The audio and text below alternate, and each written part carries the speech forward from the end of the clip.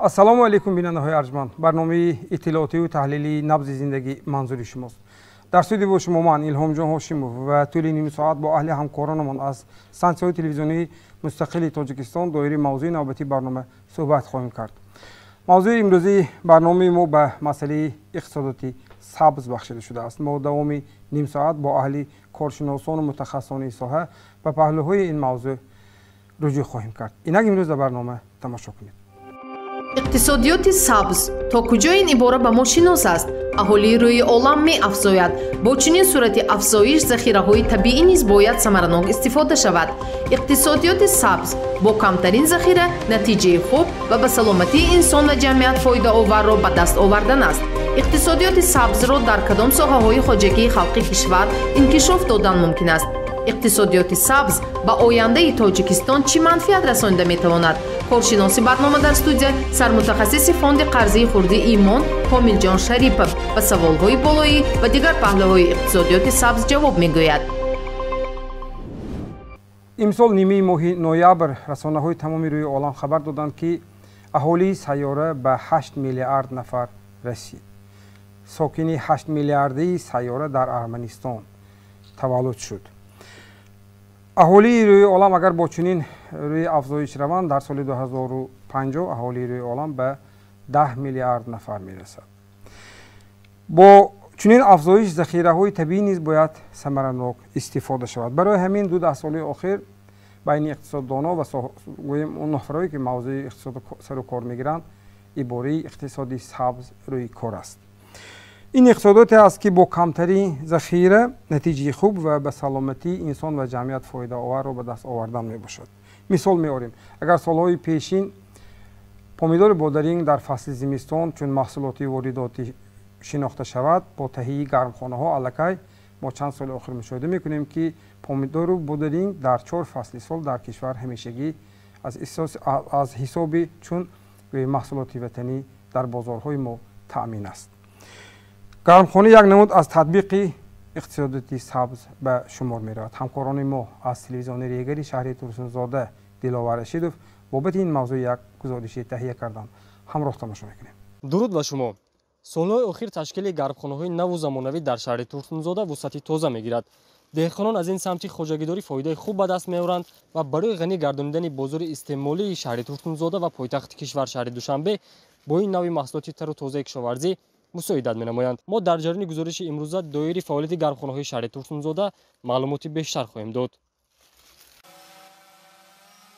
یکی از هدف‌های استراتژی حکومت تاجیکستان تامین امنیت اوزقواری مملکت میباشد. شهر ترسونزاده در برابر شهر صنعتی بودن منطقه اگراری کشور حساب می‌یابد.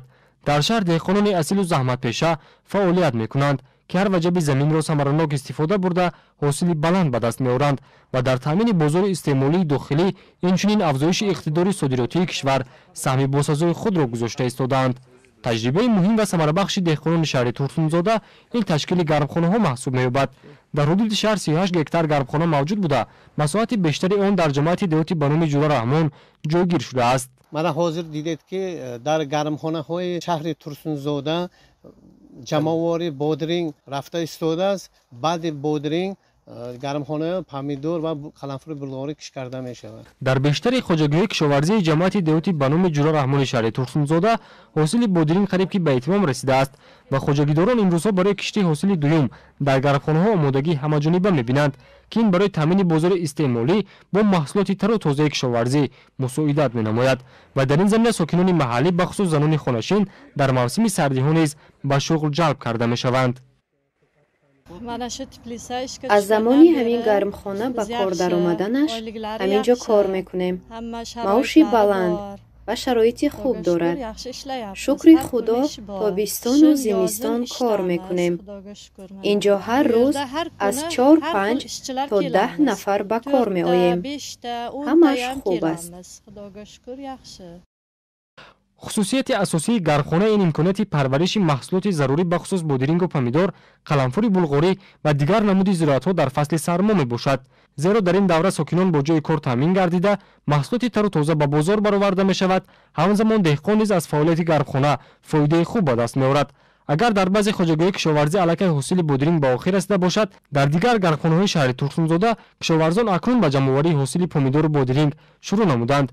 ولیجان میرزایف از جمله دهقانان است که در زمین یادداشتانش گرمخانه بنیاد کرده در آن پمیدور و بادرینگ و دیگر سبزیجات‌ها را کشت می‌نماید.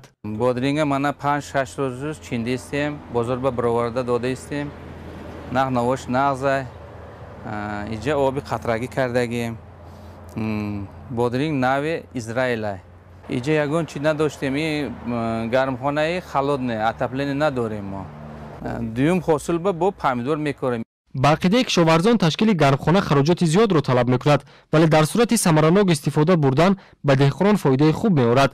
از همین جاست که سال‌های اخیر دهقانان شهر ترسونزاده از این تجربه به طور وسیع استفاده می‌برند.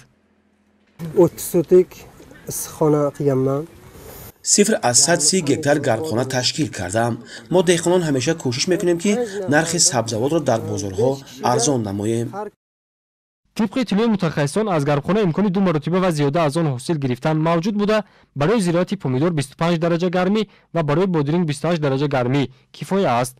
در این برابر یکی از ساحه‌های سردرآمد کشور این سیتروس پروری میباشد. پیشتر حجم استحصال میوه‌های سیتروسی در کشور خیلی ناچیز بود. از این رو ضرورت پیش آمد که استحصال این گونه میوه‌ها را در منطقه‌های از نگاه کشاورزی مساعد، یعنی شهر و ناحیه‌های ولایت ختلان و شهر و ناحیه‌های تابع مرکز بیشتر برآمونند. با این مقصد در شهر ترسونزاده همساله ساحه لیمو پروری رشد می‌نماید. برنامه را ادامه می‌دهیم.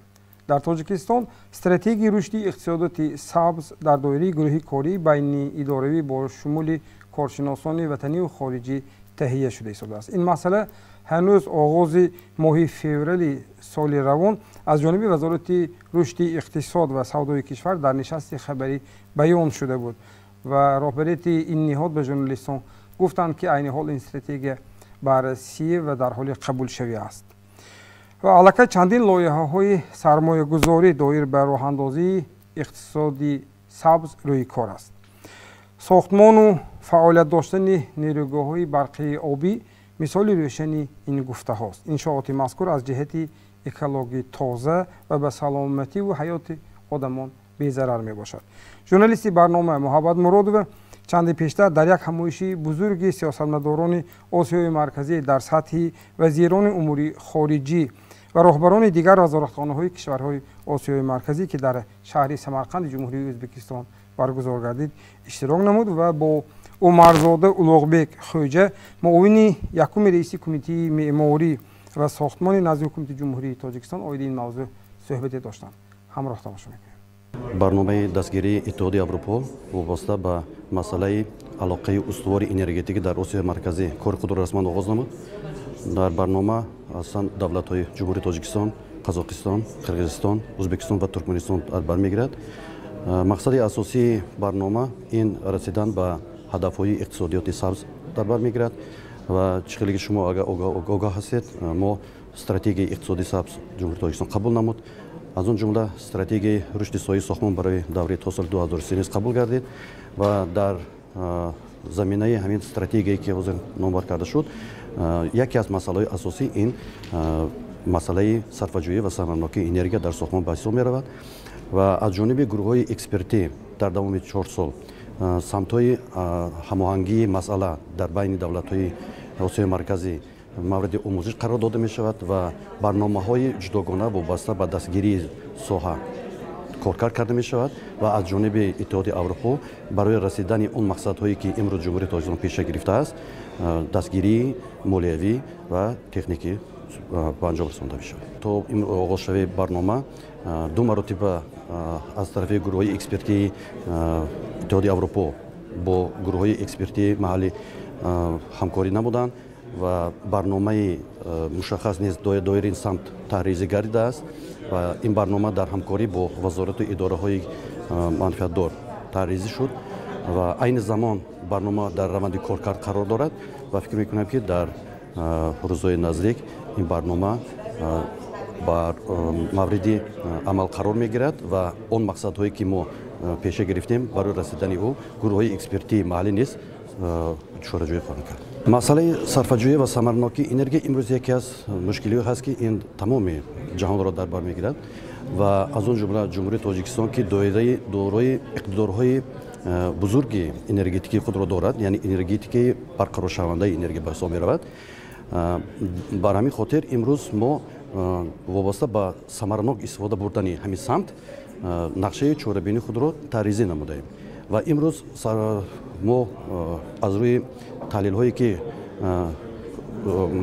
وجود دارد 40% انرژی که امروز استفاده می شود این با بخش منزلی خودجویی منزل کمونالی وابستگی دارد. برای این صرفه کردن یعنی انرژی در این ساحه می تواند برای پیشرفت اقتصادیات مملکت یک زمینه خود را گذارد. یک سوالی دیگر من بعد به حساب گرفتم ممکن است که انرژی آلترناتیوی یعنی انرژی بودی یا اینکه آفتابی در این شغل حیات مهم البته در بناهای استقامتی برای البته در دایره این برنامه همه آن نمودهای انرژی که امروز کارکرد می شود در جهان از روی تجربه های پیشرفته جهان استفاده درست آن در منطقه های معین مورد آموزش قرار داده می شود، چون که امروز منبع‌های استفاده برای انرژی خیلی زیاد هستند و هر یک سرچشمه انرژی که هست در منطقه‌ای که با همون خاص است و مناسب استفاده برده می شود. از اون جمله در ساحه ساختمان نیست، یعنی منبع‌های آلترناتیوی در ساحه ساختمان یعنی امروز بررسی کرده می شود و اون منبع‌های که امروز از نقطه نظر اکسپرت‌های جهانی یعنی ثمرناکی اون با یک اندیکاتوری معین یا نشانداد معین را دارای گشته است در دایره همون استفاده برای اون من بعد توصیه داده می شود. بیننده‌های ارجمند، شما برنامه اطلاعاتی تحلیلی نبض زندگی را تماشا کرده اید و موضوع صحبتی ما امروزی ما در مورد اقتصادات سبز است. تاجیکستان نه تنها در سمت نیروی آبی ذخیره‌های بوی دارد، اینچنین اقتصادات سبز را در سمت کشاورزی نیز می‌خواهد انکشاف داده باشد. به جای نوری‌های مینرالی و کیمیایی می‌کوشد که با اصول‌های بیولوژی نیز عالمی رستنی کشور را حمایت نمایند. چون در گزارش اول سخن در مورد گرمخانه شهر ترسونزاده رفت، گزارش نوبتی ما از ناحیه کشانان ولایت ختلان آماده شده است و همکاری ما امانجان محکم درباره یک نوری بیولوژی با نام گوموس نقل می‌کند که متخصصان این ساحه با استفاده این نمود نوری بیولوژی می‌خواهند ترکیب خاک را قوت بخشیده حاصلناکی زمین را بلند بردارند. گزارش نوبتی از تلویزیون قرغان‌تپه شهر بختر. اگر قبلا پرورشی سبزواتی بروقتی در گرمخانه‌ها همچون شغلی درآمدناک اهالی دانسته میشد، امروز آن یکی از بخش‌های مهم اقتصادی سبز به شمار رفته آب، نوری ارگانیکی و معدنی و قوه کاری را صرفه می‌کند. کشاورزان ناحیه کوشانیان با 180 گکتار گرمخانه‌های موسمی و دائم عمل کننده در مقیاس کشور از اولین‌ها شده محصولات تر و تازه بروقتی را به بازار پیشنهاد می‌نمایند. آنها در یک سال تا 3 حاصل به دست آورده مقدار زیادی آن را به منطقه‌های دیگری مملکت صادرات می‌کنند. زیاد کردن گرمخانه‌ها یکم سببش این است که خواجگیداران سهامداران خواجگی با کار مشغول میشن. حاضر ما اگر پمیدار و بادرینگ را استفاده بریم تا ماه فوریه، بعد ماه فوریه با دیگر نمود زراعت کشت میکنن. همین سال از 12 ماه هم جای کاری میشود، هم مزد مهنتی سهامداران میشود، هم با خواجگیدار درآمدی صاف به دست میارند. سلیمان شفایف از کشاورزان پرتجربه ناحیه کوشانیان است که در زمین نزدیک خود یکچند گرمخانه زمانوی بنیاد نموده با موفقیت مهنتی نایل گردیده است. موصوف ضمن توصیف تخمی‌های نوعی زمیره، وردمزه و رونر اسپانی که آنها را استفاده برده است، ذکر داشت که این نمودی پمیدار پیشپزک، سرحاصل، صفتاً اعلی و مهلت نگهداریشان زیاد میباشد. ما بسیار دیگر دولت‌ها را دیدیم که همین ساحه کشاورزی رو ترقی کرده است. ما هم در پیش خود مقصد گذاشتیم که گرمخانه‌های مایده را کندیم و گرمخانه‌های زمانوی ساختیم. طلبات امروزه قطعی بگیم جوابگو.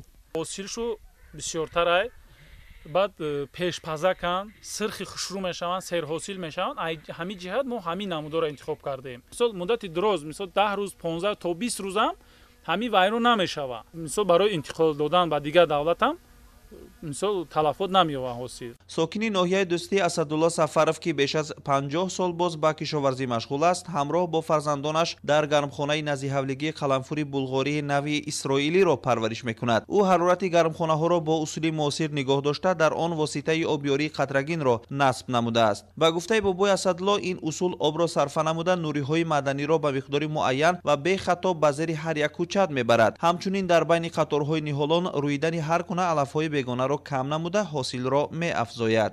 барои мо расӣ ҳамин ина агар диҳқоне ки меҳнат кунад меҳнат пул ҳаминҷа ба ина пул об аст ҳаёт аст агар меҳнат кунӣ ҳеҷ вақт инсон хор намешавад.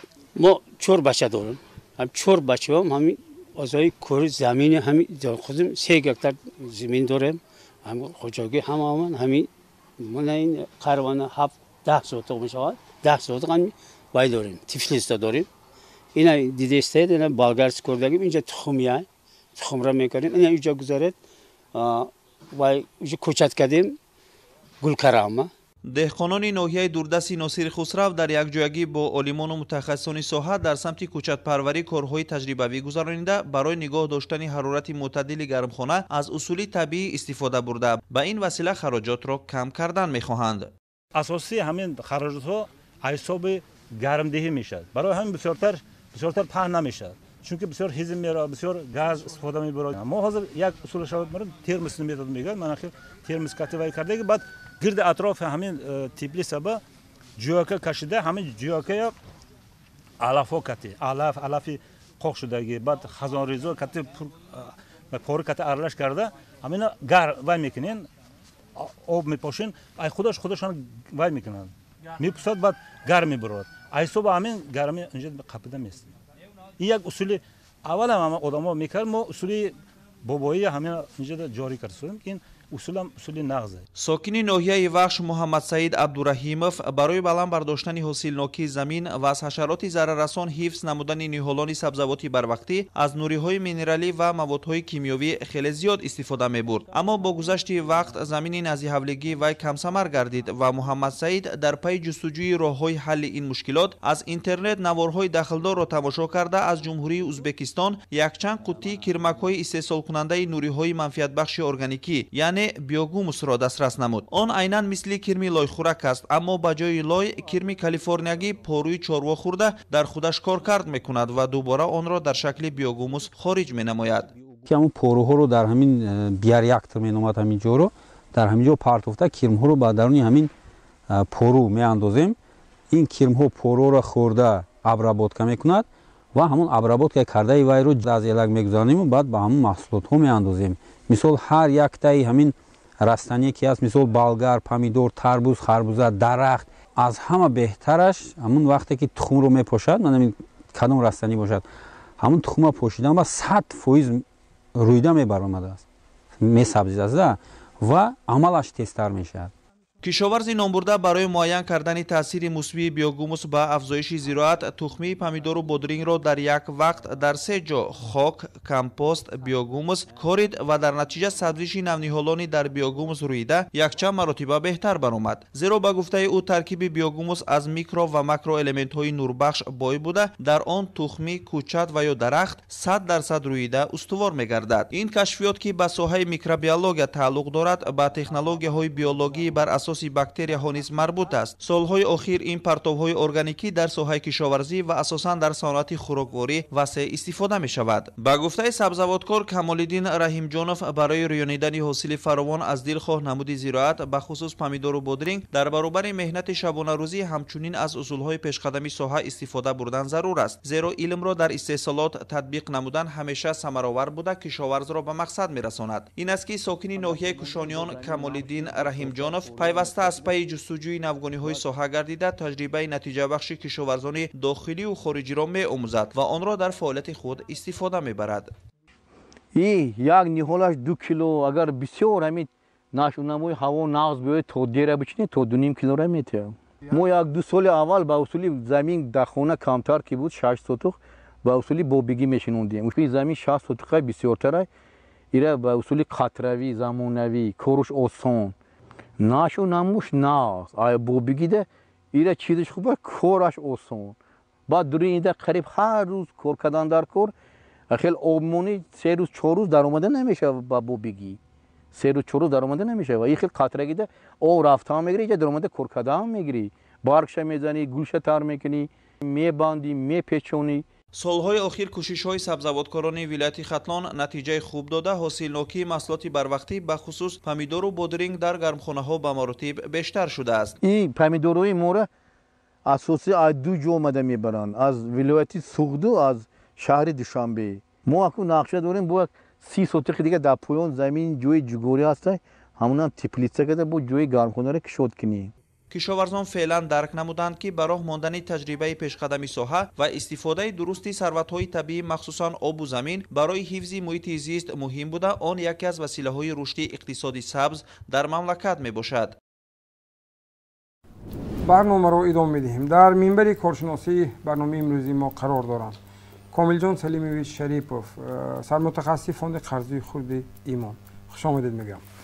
чун мавзӯи суҳбати мо имрӯз дар мавриди иқтисодиёти сабз аст, ман мехостам дар ёд дорам ки соли гузашта чанд аз лоиҳаҳои шумо шинос будам дар мавриди тақсими гармхонаҳо. ҳамчунин ман аз таҷрибаи фаъолияти ин ташкилоти шумо бохабар ҳастам ки ба чанд аз нафар деҳқонон минтақаҳои вилояти суғд ҳамчунин қулфинайҳо низ масалан гӯем тақсим карда шуд ки то онҳо тавонанд ки як барои худашон ҳосил дилхоҳ бо усули муосир ба даст оварда тавонанд, яъне сатҳи зиндагиашонро беҳтар кунанд. ва ан ҳамин лоиҳаҳои фонди қарзии хурди имон дар амалишавии барномаҳои иқтисодиёти сабз то кадом андоза ҳиссагузор шуданд?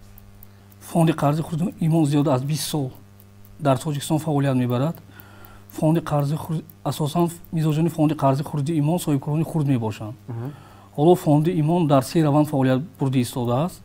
якум маблағгузории анъанавӣ, яъне додани қарз барои кишти зироатҳо, кишоварзӣ, барои истеҳсолот, лизинг, яъне иҷораи молиявӣ барои додани гармхонаҳо ба аҳолӣ. баъд боз мо ҳамин соли сари сол як қарзе ки барои вай дастрас шудан барои вай кардем, қарзҳои онлайнӣ. одамо метавонанд аз хонашон шишта онлайн қарзи худро гиранд, ба вай нарафта, ба бом нарафта. мо соли 2012 боз гармхонаҳо мебиёрем аз давлати Русия, заводи Агросфера ба аҳолиҳои ҷамоати Очқалача, ноҳияи Бобҷонғафуров, ҷамоати шаҳри Исфара, Кони Бодон, Ғончи, Зафаробод дастрас кардем ки вай барои наздиҳавлигӣ вай карда шудааст, мутобиқ карда шудааст. одамоне ки мисол дар хонашон мешинанд вайро буда рост карда истода, аз вай дар зимистон даромади иловагӣ мегиранд. яъне вай чӣ мебошад?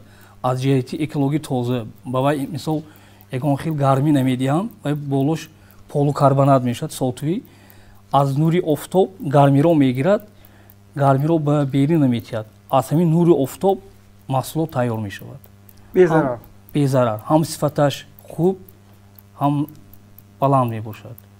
бале, ташаккур. ман дар хотир дорам чанд гӯем дар ҷамоати Очқалача чанд ҳавлиро ман низ худам бо ҳамроҳии шумо иштирок карда ана ҳамон соҳибони гӯем он нафарони деҳқононе ки дар замини наздиҳавлигии худашон бо андозаҳои гуногун харидорӣ карда буд. ман аз шумо пурсида ҳастам, натиҷаи ҳамон шуд ки масалан барномаҳои парвариши қулфинай ва тақсими гармхонаҳо барои анамон деҳқонону истифодабарандагони гармхонаҳо воқеан маъқул шуд?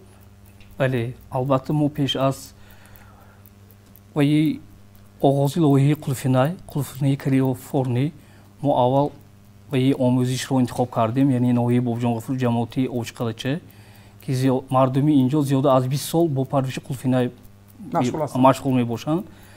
мо қулфинаи калифорниро дар онҷо какби демоплощадка ташкил кардем. сони занҳо, фермероно дар онҷо омӯзонида чӣ хеле ки бо парваи нав усули нав парвариш карданро ёд додем. яъне мисол ба рӯи замин плёнка кашида дар бори плёнка қулфинаиро мешинонанд ва аз ҷиҳати экология тозаш ҳамин ки ба лой намерасад тоза озода сони инчунин парвариши бо оби қатрагӣ яъне ҳам об кам сарф мешавад қувваи барқ кам сарф мешавад ҳаминро ба вай кадим мисол халқ ҳозир дар моҳи дар фасли зимистон ҳам рафта дар даруни гармхона бо чӯбҳо ва сохти суд баруни хок монда қулфинаилро истеҳсол карда ба мағозаҳо бо нархҳои баланд фурӯхта даромади иловагӣ гирифта истода яъне мисол даромадашон зиёд шуда истодааст то ҳол мисол расадошро зиёд карда замини киштро зиёд карда истодаанд ҳамон гӯем кӯчатҳоро ба ҳамсояҳо шиносони ҳамсояҳо дода истоданд фурӯхта истодаанд мисол пеш мо 1 гектар ташкил карда бошем ҳозир зиёда аз 20 гектар фаъолият бурда истоданд кишт карда даромад гирифта истодаанд вақти суҳбат онҳо бештар аз таҷрибаи худашон чӣ мегӯянд яъне ана ҳамин усули муосира онҳо фаҳмиданд ки воқеан бо усули муосир агарчи онҳо надонанд ки ин иқтисодиёти сабз аст аммо масалан ҳамин бо ҳамин усули муосир гирифтани ҳосил барои онҳо воқеан манфиатнокиашро эҳсос карда истоданд бале эҳсос кардам мисол нархи пештара қулфинӣ истеҳсол мекардӣ ваҳо нархаш арзонтар буд ҳозир мисол ваҳо ин қулфинии калифорниро ва и албиома истеҳсол карда бо ду маротиба нарх фурӯхта истодаанд ду баробар қимат фурӯхта истодаанд инчунин дар зимистон дар мағозаҳо мебошад яъне 4 фасли сол ин қулфина ҳаст ва гузашта аз ин шояд бинандаи мо нагӯяд ки масалан инҳо ёд доданд ки инҳо қимат фурӯшанд баръакс яъне сифати он қулфина фарқ сифаташ баланд бо ҳаҷмаш калон маззаш дига хел маззаш мисол ширинтар ва масъалаи гӯем гармхонаҳое ки аз болопӯшаш поликарбонат асту гӯем ҳам аз ҷиҳати гӯем ҳам шумо агар хато накунам онро ба таври лизинги метим иҷораи молиявӣ метим яъне мо ҳамон маблағе ки ҳамон гармхона вай шудааст як қисмашро онҳо пардохт мекунанд мисол аз ҳамон маблағе ки мисол 3000 сомон бошад 10%-ро пешпардохт мекунанд 300 сомон мондагишро мо бо какби 18% ҷадвали пардохт ки метим ваҳо кам пардохт карда ва чизро аз они худ карда мегиранд гармхонаро ташаккур саволи навбатии ман дар мавриди ман қисмати гуфтем ва умуман мавзӯи суҳбати мо дар бораи иқтисоди сабз аст иқтисоди сабз гӯем роҳ ба мондану кор ба андохтанаш душвор аммо як гӯем то марҳилаи гӯем як натиҷа дода нашад аммо ин иқтисодоте аст ки пеш аз ҳама барои экология барои муҳити зист ва ҳамчунин саломати инсон фоидаовар мебошад анамин иқтисодоти сабз ба ояндаи иқтисоди тоҷикистон чӣ гуна манфиат расонда метавонад ба андеши шумо манфиат расонда метавонад ки мисол барои мисол то рафт ваҳои каммасраф вай карда истодааст ин барои нерӯи барқ сарфакоронӣ истифода бурдан якум манфиат мисол мана ҳозир автомобилҳои электромобил дароварда истода соҳибкороно инчунин ҳаворо аз сӯзишворӣ мисол вайрон мекунад ҳаворо ин аз ҷиҳати экологӣ тоза мебошад сони таҷҳизотҳои мисол замонавӣ соҳибкоро оварда истоданд барои автоматизатсия кунонидани иқтисодиёт истеҳсолот ҳамин ин гӯем як намуне аз иқтисоди сабз аст минбаъд масалан дар фаъолияти кории шумо боз кадом паҳлӯҳое ҳаст ки бевосита бо мардум шумо ба мардум гармхона додед мардум манфиатиша дид аввал шумо гирифтед баъди шумо фарз кардем ҳамсоятон манфиатиша дид ва нафари дигар ба мисли як сарафанни радио кор кард ин чиз ояндаша чӣ хел мебинед оянда мо мисол ҳозир мана маҳсулоти қарзи нав ҷорӣ карда истодем ки барои харидани электромобилҳо бо фоизҳои пасттарин сонӣ барои мисол шахсоне ҳастанд ки обё вай гезҳои оби барқи майда месозанд барои ҳамон сармоягузорӣ кардан нерӯгоҳи барқи оби хурд барои ҳамон сармоягузорӣ бо фоизҳои пасттарин сонӣ ба корхонаҳои истеҳсолӣ барои автоматизатсия кунонӣ бо фоизҳои пасттарин қарзҳои мисол нав бо фоизҳои пасттарин барои он ки соҳибкоро аз вай гирифта даромади изофагӣ гиранд манфиат бинанд бале ташаккур бинандаҳои арҷманд дар минбари коршиносии имрӯзии мо қарор доштанд комилҷон салимович шарипов сармутахассиси фонди қарзи хурди имон барои иштирокотон ва посух ба саволҳои барнома ба шумо ташаккур мекунам бинандаҳои арҷманд ما امروز با همراهی شما و حضور کارشناسان موضوع اقتصادات سبز را بحث و بررسی کردیم. تاجیکستان دوام چند سال اخیر در مسئله تطبیق برنامه اقتصادی سبز کارهای شایسته را انجام داده ایستاده است. پیش از همه بنیاد نیروگاه‌های برقی آبی، تشکیل گرمخانه‌ها، نصب پنل‌های آفتابی و گنراتورهای بادی، استحصال بیوگاز، این همه از اقدامات کشور ما به این سمت می باشد. در بالا گفتیم که چون اهالی سیاره سال از سال زیاد شده ایستاده است، ضرورت و استفاده ذخیره‌های طبیعی نیز زیاد می شود. استفاده همه ذخیره‌ها از پس خود در برابر کارکرد از خود پرتو را می گذارد. اقتصادات سبز قریب که پرتو ندارد. این قدم انسانیت برای نگهداشت توازن محیط زیستی در سیاره است و پیش از همه برای سلامتی نسل آینده روانه کرده شده است. این برنامه اطلاعاتی تحلیلی نبض زندگی بود. خیر خانه باد و سربلند باشید. انرژی گرمایدهی در فصل زمستان کدام است؟ جمهوری تاجیکستان ذخیره‌های بوی گیدروانرژیکی دارد. نیروی برق امروز برای ما منبع روشنایی، گرمایدهی و هم پخت و پز گردیده است. در فصل سرما افزایش و مهمیت این نیرو بیشتر احساس می شود. کدام نیروی آلترناتیوی گرمایدهنده موجود است؟ پنل‌های آفتابی مشکلات انرژی برقی را حل می کند؟ این موضوع در برنامه نوبتی نبض زندگی مطرح می گردد.